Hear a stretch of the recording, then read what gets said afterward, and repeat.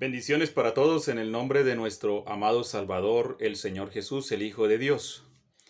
Bueno, un saludo para todos los hermanos y los amigos que van a ver este video. Por acá, una vez más con ustedes. Y bueno, agradeciéndole primeramente al Señor por sus bendiciones, por su grande amor y misericordia que ha tenido con cada uno de nosotros. Y yo creo que es motivo de agradecimiento el hecho de estar con vida aún en medio de esta crisis que vivimos en nuestro país, aquí en Colombia, bueno, por la pandemia, pero gracias al Señor que aún estamos con vida y compartiendo aquí con ustedes la palabra del Señor. Bueno, sin más preámbulos, en esta noche les traigo un hermoso tema titulado El alfolí en el sentido espiritual. Ya hemos mirado todo lo que tiene que ver el tema de los diezmos en el sentido literal o físico. Y en esta noche pues quiero compartirles tomando desde la base de Malaquías capítulo 3, el verso 10, donde se menciona la palabra alfolí. Y vamos a darle ahora su connotación a la parte espiritual. Como yo les dije, bueno, después de que viéramos las secciones de lo que es el tema de los diezmos, entonces iba a empezar a dar este tema acerca ya pues en lo que es a la parte espiritual, su connotación a la parte espiritual, que sería, pues hoy voy a tomar tanto el alfolí en su connotación a la parte espiritual y también lo que tiene que ver el diezmo. Y ya después, veremos lo que es la casa de Dios también en el sentido espiritual. Ya miramos el tema en lo que fue la parte física, ¿no? O literal. Ahora nos quedaría ver lo que es la parte espiritual o su significado, lo que significa. Bien, amados hermanos, iniciemos ya pues. Les invito que si ustedes tienen allá una Biblia o el celular, bueno, donde usted tenga la palabra del Señor, ya sea virtualmente o manualmente, bueno, entonces le invito para que abra la palabra del Señor allí en Malaquías capítulo 3 y vamos a empezar desde ahí. Este es un tema que quizás para muchos es un poco extraño, ya que este tema no lo predican en ninguna parte. Prácticamente yo nunca he escuchado a ningún pastor, créeme que les digo con sinceridad, no he escuchado ni el primer pastor o el primer predicador o lo que sea hablar de este tema acerca del alfolí en lo que es la parte espiritual. No lo he oído. Hasta el momento no. Pero bendito sea el Señor porque pues por la gracia y misericordia de Él entendemos estas verdades que muchos no entienden y entonces quiero compartirlas con ustedes, amados amigos y hermanos. Malaquías capítulo 3, el verso 10 dice lo siguiente: Traed todos los diezmos al alfolí y hay alimento en mi casa. Dice, y probadme ahora en esto, dice Yahweh de los ejércitos, si no os abriré las ventanas de los cielos y derramaré sobre vosotros bendición hasta que sobreabunde. ¿Qué es lo que vamos a tomar allí? Allí dice, traed todos los diezmos al alfolí. Bueno, ya sabemos qué es el alfolí literalmente, en qué consistían también los diezmos, ¿cierto? Ahora, cuando la gente escucha acerca del diezmo, de este tema del diezmo que está bastante controversial y también mal interpretado, mal enseñado por las diversas denominaciones que existen. Lamentablemente, tengo que decirlo así, es lamentable que la palabra del Señor la distorsionen, la tuerzan y la sacan del contexto bíblico realmente o de lo que quiere decir la palabra del Señor o de lo que Dios quiere decir y le hacen decir a Dios otra cosa que Él no está diciendo. Todo esto Dios le trae retribución y pago, en este caso sería castigo a todos aquellos que de una manera u otra profanan la bendita palabra del Señor. Esto es así. Entonces, cuando se habla del diezmo, muchas personas, y quiero hacer un énfasis en esta parte para poder que ustedes me entiendan bien, todo el mundo se imagina el signo peso. Y es la verdad que estas personas que enseñan el diezmo tienen el signo peso en sus ojos, en su mente. Porque solamente enfatizan que el diezmo es dinero. Ahora, ¿qué es lo que vamos a hacer acá? Hacer un análisis, un breve estudio sobre lo que es la connotación del alfolí en la parte espiritual, que es el tema de esta noche. El alfolí en el sentido espiritual. Ese es el tema de esta noche. Como les dije, cada pastor o individuo que predica sobre este tema del diezmo siempre es hablando de dinero y siempre hace énfasis en lo que es el dinero monetario. Pero esto está muy lejos de ahí. Ahora, ¿qué es lo que vamos a tomar acá? Vamos a tomar esta parte de lo que es el alfolí. ¿Qué era lo que se guardaba en el alfolí antiguamente? Ya sabemos que en el alfolí, que era una bodega o una cámara, se guardaba el alimento, todo lo que tenía que ver granos, comida.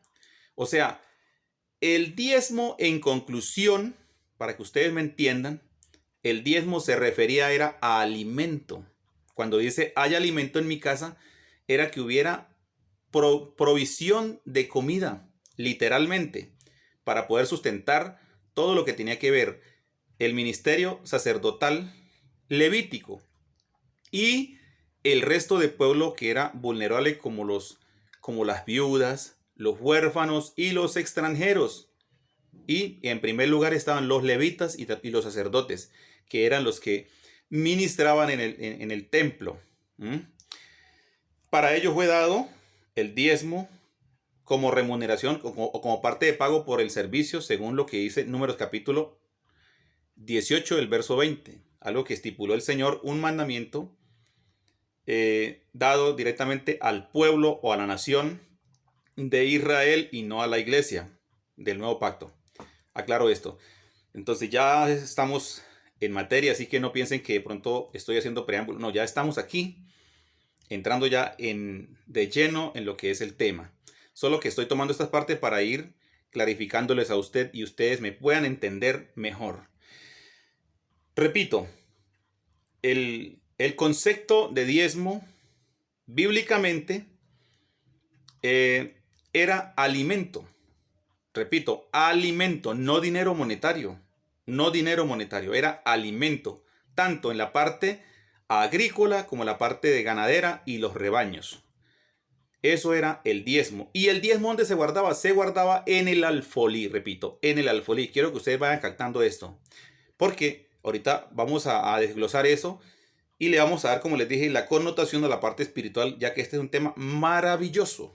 Esto tiene mucha sustancia y ustedes lo van a entender perfectamente después de que vean o escuchen este estudio. Bendito sea el nombre de nuestro Señor Jesús y de nuestro Padre Celestial. Bien, sigamos. Entonces, allí en el alfolí se guardaba lo que era el alimento físico. Ahora, ese alimento, tanto, o ese diezmo, en este aspecto, hablemos, alimento. ¿Ve? Alimento. Ese alimento era para consumirlo ¿quiénes? Los levitas, los sacerdotes y la viuda, repito, el huérfano y el extranjero, personas vulnerables. Y aquella persona que llevaba el diezmo según Deuteronomios capítulo, escúcheme bien, capítulo 14, de los versos 22 en adelante, el Señor ordena llevar el diezmo a cierto lugar. Y era precisamente al alfolí.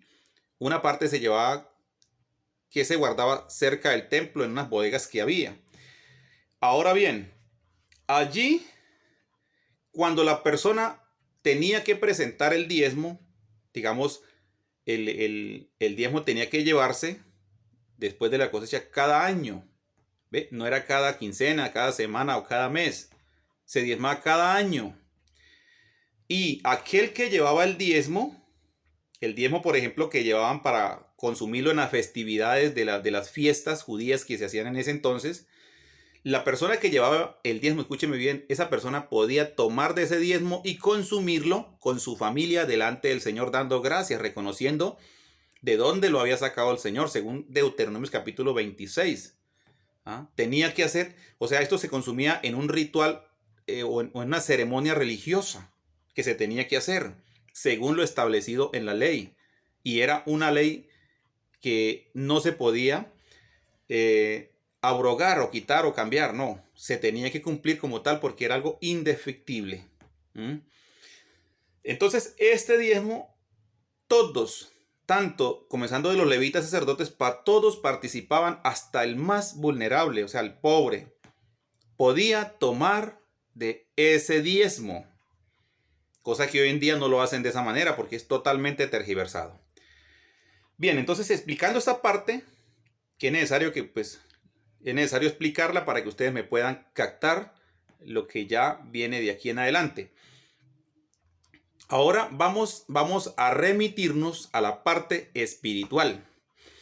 Y para esto ya vamos a tomar unos pasajes bíblicos donde alguien podrá decir, pero ¿dónde dice que alfolí espiritual? Porque alguien en una ocasión me cuestionó sobre esto y me dijo, vea, pero la Biblia no enseña eso. Lo que usted está enseñando es algo extra bíblico. Le dije, no, señor, vamos a escudriñarlo. Lo que pasa es que esto se entiende por qué. Porque hay que estudiarlo minuciosamente y bajo la orientación del poder del Altísimo, del Espíritu Santo, el Espíritu de Dios.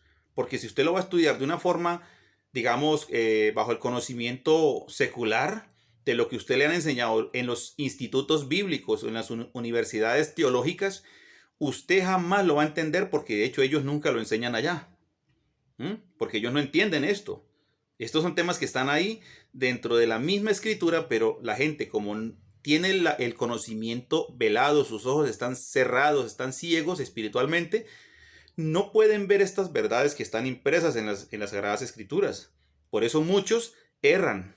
Por eso cada día muchas personas se están hundiendo más en el error, en el pecado, en la maldad. ¿Por qué? Porque la Escritura, que es el manual, la guía, no lo analizan, no lo estudian. Simplemente lo tienen ahí como algo en lo cual decoran su casa, lo ponen en un atril y más de ahí no pasa. No, la palabra del Señor es para escudriñarla. Y si algo no entendemos, tenemos que ir a la fuente, que es nuestro Padre Celestial, que nos revele, que nos muestre a través de su Espíritu, porque ahí está todo, pero hay gente que lee una y otra vez y no entiende las Escrituras. Mateo capítulo 3, el verso 12. Vamos allí, como les dije, vamos a remitirnos allí. Y ahí hay dos textos claves que yo les voy a mencionar a ustedes que están. Mateo capítulo 3, el verso 12. Habla acerca de lo que es el alfolí en el sentido espiritual. Y también Mateo capítulo 13, el verso 30. Creo que ustedes, estos pasajes bíblicos son muy, digamos, muy trillados por aquellos que estudian la Biblia, entre comillas algunos, ¿no? Porque algunos sé que la estudian. Y bueno, aquel que entiende este tema, bendito sea el Señor, gloria al Señor por eso. Gloria sea al Señor por eso. Aquel que entiende este tema acerca de la alfolía espiritual, o en el sentido espiritual, bueno, dele la gloria al Señor. Mire lo que dice acá. Dice así la palabra de nuestro Padre Celestial a través de su Hijo. Y aquí estaba hablando el Juan el Bautista, pero era inspirado por el Espíritu de Dios, porque Juan no estaba hablando lo que a él se le pareciera o lo que él creía a su conveniencia, no, estaba hablando algo que estaba inspirado por el Espíritu de Dios. Y más adelante en el otro pasaje bíblico vamos a ver que está hablando el mismo Señor Jesús, el Hijo de Dios. Dice así el verso 12 del capítulo 3 de Mateo. Su aventador, dice, está en su mano. Dice, y limpiará su era y recogerá su trigo en el granero. Y quemará, dice, la paja en fuego que nunca se apagará. Vamos a desglosar este pasaje bíblico junto al otro y vamos a ver otros pasajes bíblicos más adelante y luego contextualizamos todo y ustedes se van a dar cuenta que sí, podemos esto entenderlo también en la parte espiritual. Y es algo muy sencillo de entender. Yo le voy a dar unos pasajes bíblicos que son muy claves para que ustedes los analicen. Analicen toda la secuencia de lo que estamos viendo, de lo que yo les estoy diciendo, y luego lo contextualizan ustedes y se darán de cuenta de lo que yo les estoy predicando o lo que les estoy enseñando. Dice, recogerá su trigo en el granero. Bien, sabemos que en la antigüedad, como les dije, el trigo o las cosechas que Israel segaba, lo que ellos sembraban y a la hora de segar, recogían todo lo que era el trigo en esa ocasión. Tenemos que entender que en la cultura judía, ellos allí cultivaban mucho lo que era el sorgo, la cebada y el trigo. Mayormente el trigo era una fuente muy significativa de alimentación que los israelitas tomaban para el sustento de ellos y sus familias. Se hablaba mucho de lo que era de los panes sin levadura, y los panes se hacían de cebada y también de trigo. Y habla del trigo, pero este trigo del que está mencionando aquí el profeta Juan el Bautista no es un trigo literal, repito. Mire lo que dice, su aventador dice, está en su mano. ¿Y de quién está hablando? Está hablando del Mesías, del Señor Jesús, el que vendría después de él. Después de que él fuera quitado ya, entonces vendría el Mesías. Y dice, su aventador está en su mano. Limpiará su era y recogerá su trigo en el granero. Bueno, ¿y cuál es ese trigo del que está hablando Juan el Bautista allí? Y dice que recogerá su trigo, ¿dónde? En el granero. En el granero físicamente era donde se guardaba, repito, todo lo que era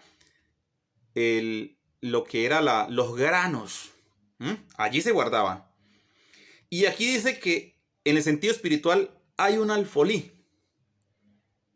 Y ese es el que tenemos que nosotros descubrir en este estudio.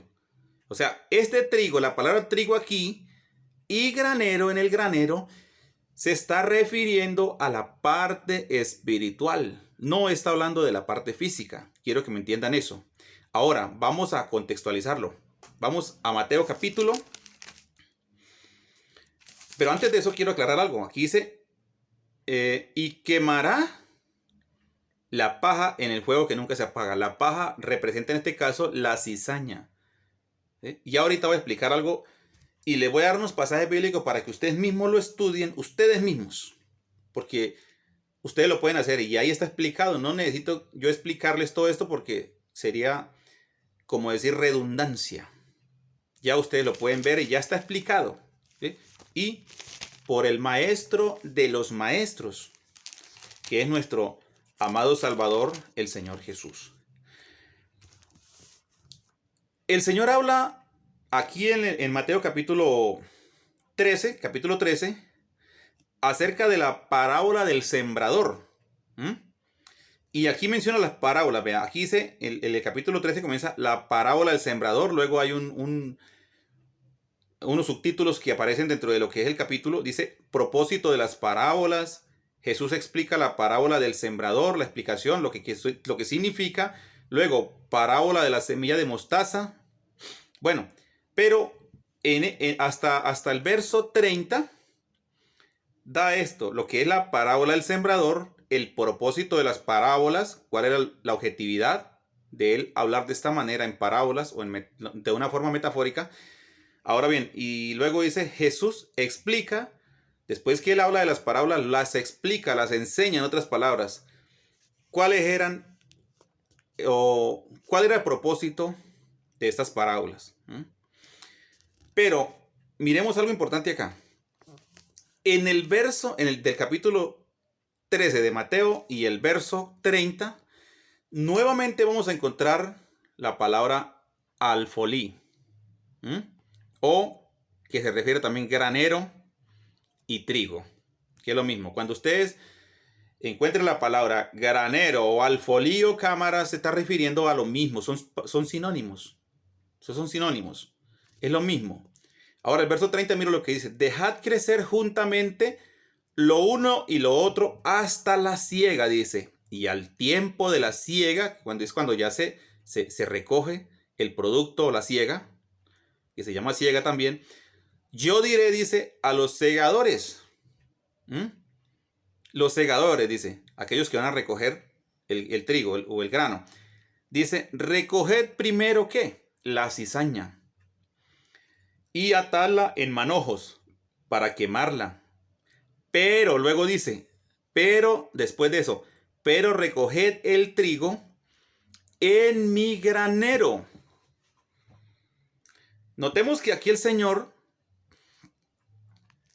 al final del tiempo, porque esto ya será al final de los siglos, al final del tiempo, que Él dará una orden a los segadores. En este caso los segadores son los ángeles. Los ángeles son los segadores. Dice que mandará que recojan todo lo que es la paja o la cizaña. ¿Qué es la cizaña? Bueno, ahí está explicado la cizaña. Rapidito les explico. Es los hijos del maligno o los hijos del mal, los que sirven de tropiezo. Y el trigo son los hijos de Dios. Son todos aquellos que han aceptado al Señor.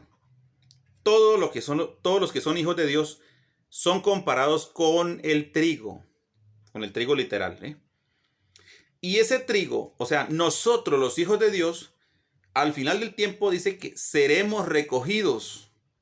Él va a enviar en su venida, dice que habla de acerca inmediatamente, eso está en Mateo capítulo 24, cuando él dice que inmediatamente después de la tribulación de aquellos días aparecerá la señal del Hijo del Hombre, donde él dice que enviará a sus ángeles a los 4 ángulos de la tierra para recoger a sus escogidos. Escúchese bien, ¿eh?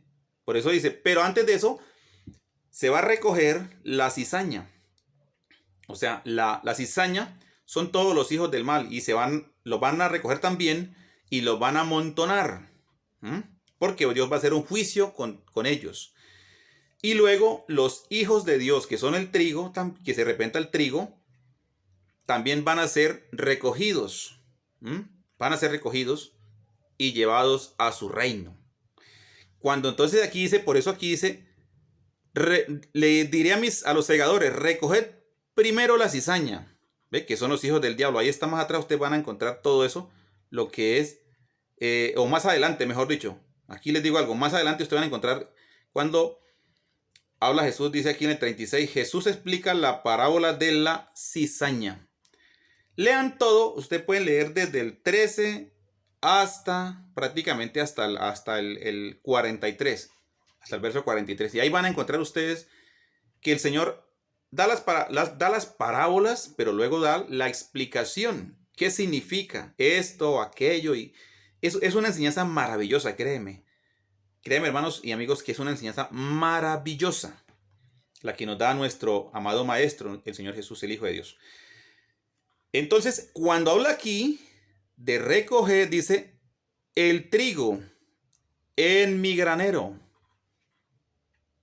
Nosotros, los hijos de Dios, vamos a ir a un granero. Pero, ¿de qué está hablando esto? Está hablando en el sentido espiritual. Y de hecho que, valga la redundancia y la explicación, nosotros ya estamos en ese granero. ¿Quieren verlo? Listo. Más adelante, sigamos analizando. ¿Por qué nosotros somos comparados con el trigo? Porque el trigo, hermanos amados y amigos, el trigo es un alimento en el sentido físico, perdón. Pero, si nos vamos ahora a mirar quién es Cristo, vamos a buscarle una lógica, porque hay personas que dicen, bueno, pero es que esto no lo dice quizás explícitamente, ¿sí? Pero podemos ver lo que está también en una forma implícita, ¿ve? Implícita. Pero si nosotros contextualizamos todos los pasajes bíblicos, todo esto va a tener una razón de ser, va a tener un significado, una lógica. Porque la escritura tiene su lógica también. Eso es entendible, eso es algo muy verídico. Miremos lo siguiente. ¿Por qué compara que nosotros somos también trigo? Eso tiene un significado. ¿Para qué sirve el trigo, hermanos? ¿Para qué sirve el trigo, amigos? Sirve para alimentar físicamente a nuestro cuerpo. ¿Ve? Para darle, de hecho, darle energía o carbohidratos, porque el trigo mayormente tiene muchos carbohidratos. Y es una parte que requiere nuestro cuerpo para poder tener un buen estado metabólico. Bendito sea nuestro Padre. Pero miremos ahora que nuestro Señor Jesús es el verdadero alfolí. ¿Ve? Él es el verdadero alfolí. ¿Por qué digo esto? Vamos a comprobarlo por la palabra de Dios. Repito, pongámosle la lógica a las cosas. Vamos a Juan, capítulo 6. Vamos a Juan, capítulo 6. El Evangelio de Juan, capítulo 6. Miremos lo siguiente. Y ya vamos a ir entrando más a profundidad sobre este tema. Juan capítulo 6, el verso 31. Vamos a verlo desde el 30. Aquí hay un título o un subtítulo que dice Jesús, el pan de vida. Por eso les dije, miremos que el diezmo que se guardaba en el alfolí era alimento. O sea, el contexto del diezmo o lo que se quiere hablar del diezmo se refiere a alimento. Alimentos para todos. Era para todo el pueblo, para todos. Todos podían participar del diezmo en ese entonces. Pero ahora miremos algo acá, en la parte ahora espiritual. ¿Para quién es la palabra de Dios? ¿Quién o qué se puede hacer con la palabra de Dios? Miremos a ver. ¿De qué se trata este pan que está hablando acá? Miremos lo siguiente. El verso 30 del capítulo 6 de Juan dice lo siguiente. Nuestros padres, dice, comieron el maná en el desierto, como está escrito. Pan del cielo les dio a comer. Mira lo que dice el maestro. Y Jesús le dijo, de cierto os digo, no os dio Moisés el pan del cielo, mas mi Padre os da el verdadero pan del cielo. El 33. Porque el pan de Dios es aquel que descendió, dice, del cielo y da vida al mundo. Le dijeron, Señor, danos siempre este pan. Jesús le dijo, yo soy el pan de vida. El que a mí viene nunca tendrá hambre, y el que en mí cree no tendrá sed jamás. Miremos algo, hermanos, acá muy importante para que analicemos. Resulta que en el Antiguo Testamento, y este pues podríamos tomarlo ya en otro tema, hablando del maná, pero quiero introducirlo acá y contextualizarlo. ¿Para qué? Para que ustedes puedan entender lo que yo les quiero decir. A Israel, en el tiempo que él estuvo en el desierto, allí en el desierto, Dios lo sustentó durante 40 años. Dice que les dio pan del cielo. Tanto que ellos llegaron pues a fastidiarse de este pan porque dicen que era un pan liviano, un alimento liviano, ya se cansaron, se aburrieron. Bueno, tremendo esto. Ojalá que nosotros nunca nos cansemos de comer este pan maravilloso que es la palabra de Dios. Nunca nos vayamos a cansar, hermanos, porque este pan es el que da vida eterna. Pero ese maná era un producto muy exquisito que Dios les dio a ellos como alimento, porque ellos estaban en un desierto donde no se podía cultivar nada. Pero Dios les sustentó con pan, con abrigo, y aún dice que el calzado de sus pies nunca se envejeció, nunca se dañaron, no se rompieron sus zapatos. Durante 40 años, hermano, eso es un milagro extraordinario. Los sustentó hasta que ellos se cansaron y después Dios les envió codornices a montones. Dice que ellos comieron hasta que la carne les brotó por sus narices. Tremendo. ¿Por qué? Porque la humanidad desprecia la palabra de Dios, desprecia el verdadero alimento y reniega y cuestiona a Dios de una u otra manera y siempre vive con reclamos y con censuras delante de la presencia del Señor, que es lamentable.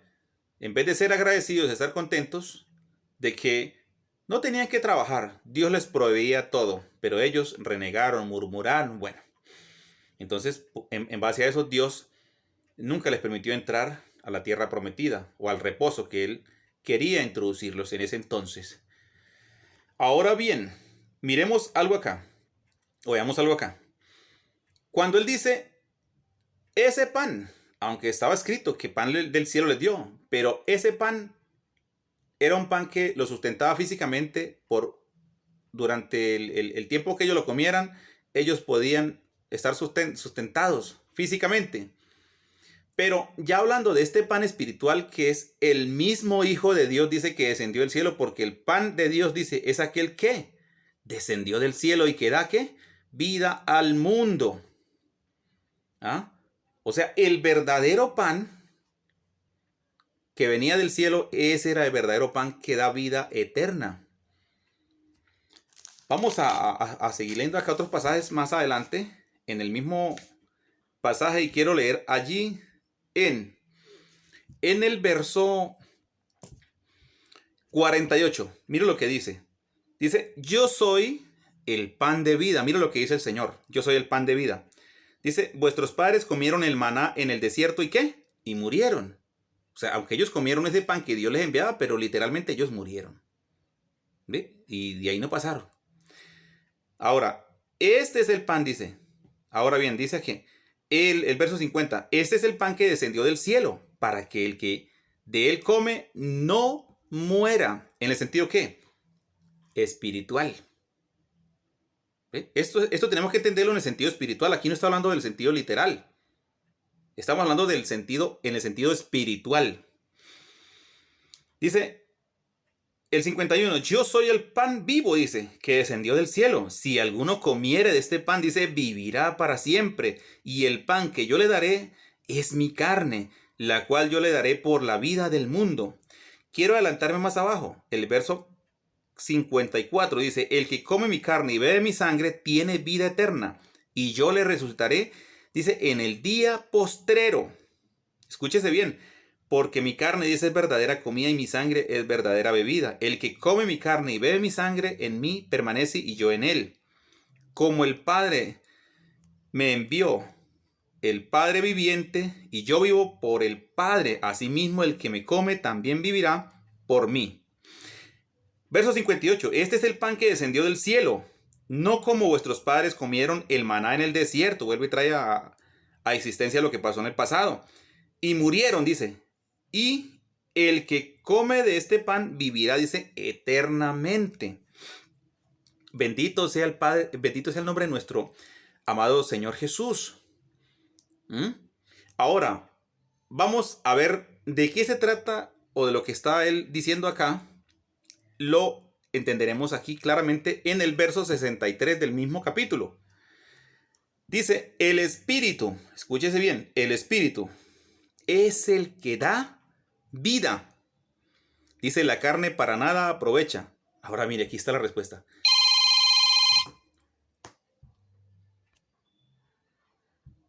Las palabras que yo os hablo, dice acá, son espíritu y son vida. Bendito sea el nombre de nuestro Señor. ¿Sí? Dice, las palabras que yo os hablo son espíritu y son vida. Ahí está. Lo pueden ver usted. O sea, lo que habla el Señor, lo que Él expresa, es lo que da vida. Sus enseñanzas, su palabra es la que da vida al alma, a nuestro ser interior. Ahí está claro. Entonces, ¿qué hay dentro de Cristo? Amados hermanos, ¿qué hay dentro de Él? Él es el verdadero alfolí en el sentido espiritual. Ahora vamos a seguir aquí y vamos a adelantarnos aquí a Colosenses. Vamos a Colosenses. Capítulo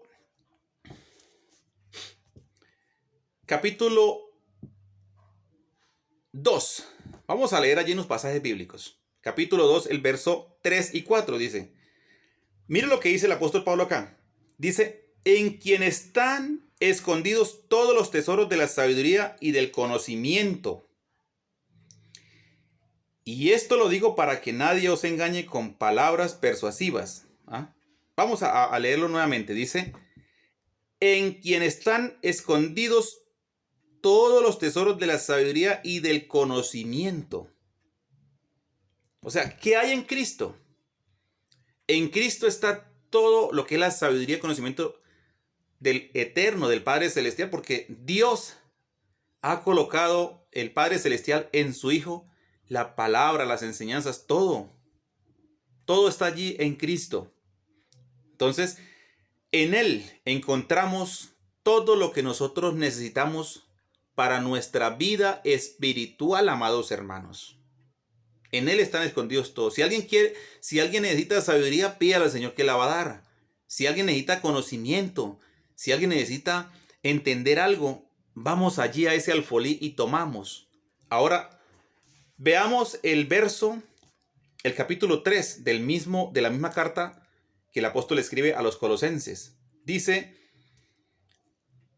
si pues habéis resucitado con Cristo, buscad las cosas de arriba, donde está Cristo sentado a la diestra de Dios.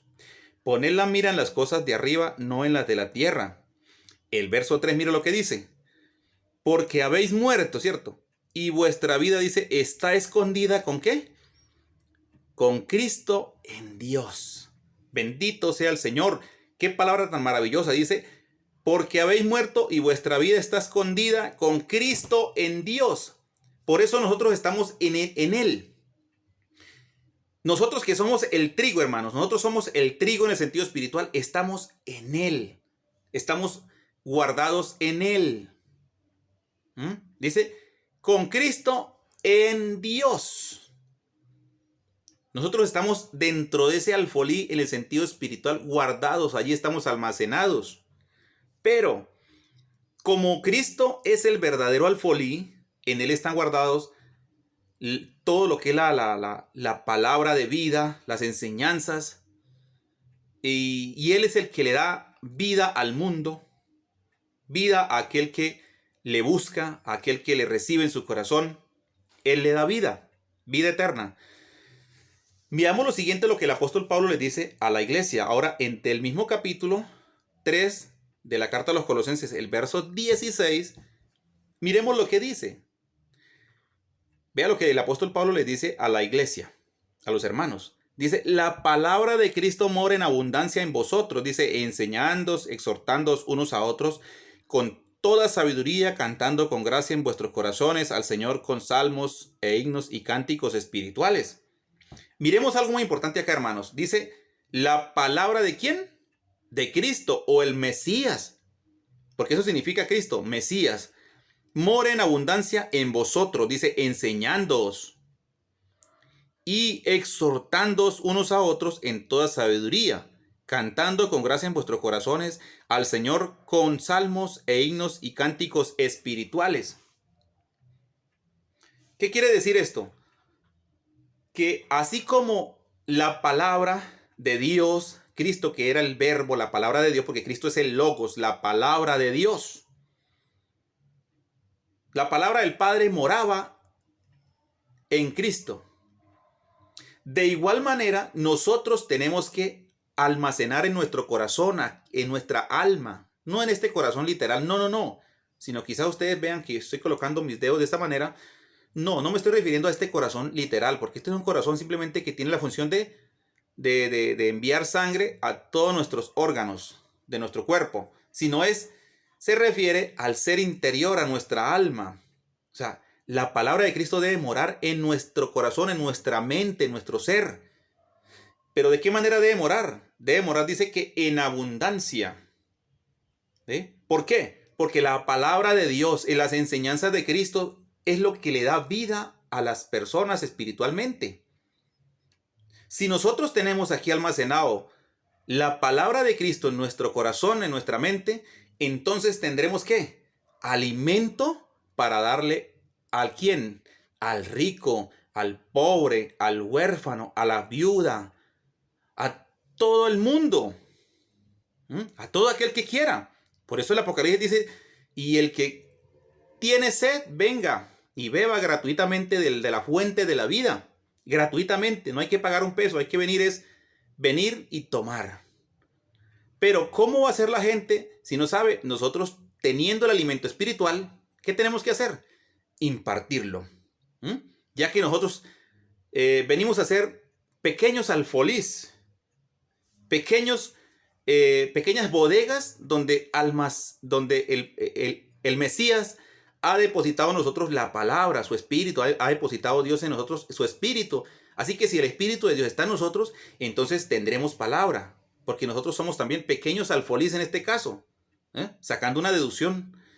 Cristo es el alfolí, el verdadero alfolí, y por ende nosotros también somos pequeños alfolís que tenemos la palabra en nuestro corazón para darle a aquel que necesita. Ahora bien, veamos como punto final unos pasajes bíblicos más y dejamos hasta ahí. Pero creo que esto es muy claro. Vamos a Hechos. Mire, ve, hermanos. Esto es muy sencillo de entenderlo a alguien que lo pueda analizar desde la óptica del espíritu. Capítulo 3 de Hechos de los Apóstoles. Curación de un cojo. Veamos algo acá. Capítulo 3. Pedro y Juan subían junto al templo a la hora 9 de la oración, dice. Y era traído un cojo de nacimiento, a quien ponían cada día a la puerta del templo que se llamaba La Hermosa, para que pidiese limosna de los que entraban en el templo. El verso 3. Cuando vio a Pedro y a Juan que iban a entrar en el templo, les rogaba que le diesen limosna.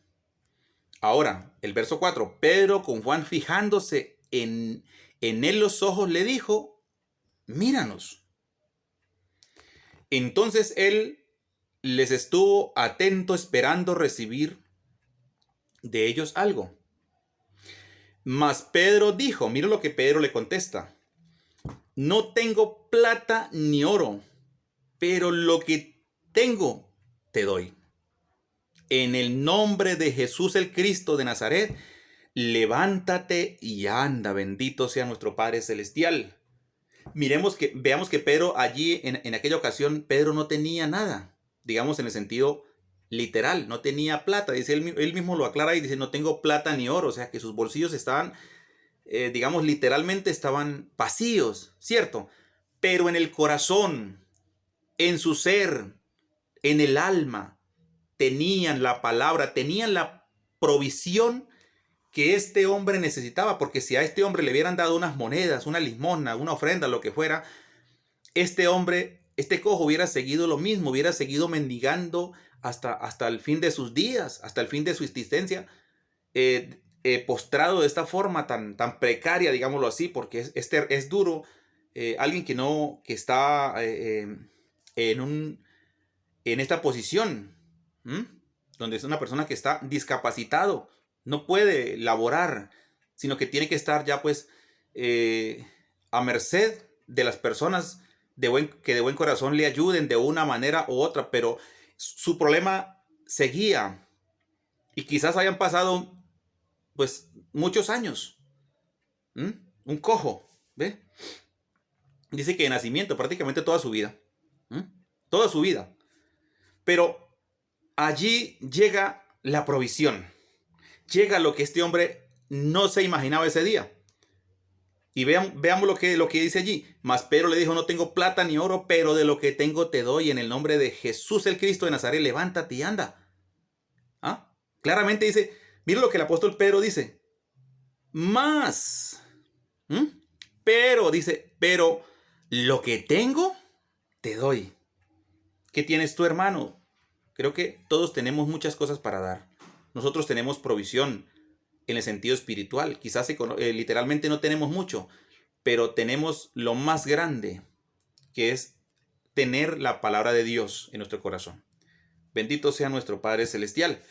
Esto es maravilloso. Ahora miremos o veamos aquí el pasaje final ya. Les dije que estos pasajes finales. Hechos capítulo 2,